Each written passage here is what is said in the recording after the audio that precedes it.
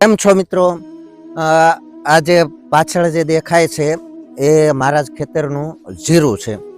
હવે તમને દેખાય એ થોડુંક પારવું તો પડી ગયું છે, બહુ વાયુ તો ઘાટું, પણ ખબર હતી કુદરત ક્યારે રૂઠે એટલે તમને પાછળ આકાશમાં એ પણ દેખાતું હશે, સેજ વાદળ જેવું દેખાય.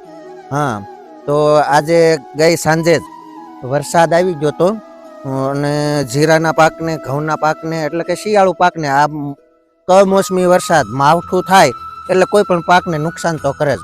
હજી સિંગ ધોવાઈ ગઈ હતી, સિંગના પાથરા પલળી ગયા હતા અને એ સિંગ ઉગી ગઈ હતી.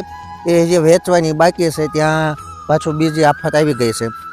કહેવત છે કે મોડા વર્ષે માવઠું પણ ન થાય, પણ આ એવું મોડું વરસ આવ્યું છે કે દરેક માવઠાએ દરેક પાકને બગાડ કર્યો છે. એટલે કહેવત છે ચેન્જ થઈ ગઈ છે કે મોડા વર્ષે માવઠું ન થાય, પણ હવે મોડા વર્ષે માવઠા થાય છે. કે પાક લેવાની અણી ઉપર હોય, ખેતરમાં પાક તૈયાર હોય અને ટ્રેક્ટર આવવાની તૈયારી હોય અને વરસાદ આવી જાય અને બધો જ પાક ફેલ થઈ જાય છે. તો કુદરત રૂઠે ને ત્યારે કોઈ આપણો હાથ નથી ચાલતું, એ તો આપણને બધાને ખબર જ છે. એટલે જેમ બને એમ આપણે આપણી સાવચેતીમાં, ટૂંકમાં આ જે કંઈ પર્યાવરણનું સંતુલનનો બગાડ થયો છે એ જો કે માનવ સર્જિત જ છે. વૃક્ષોનું નિકંદન કાઢી નાખ્યું, હવાનું પ્રદૂષણ થઈ ગયું છે.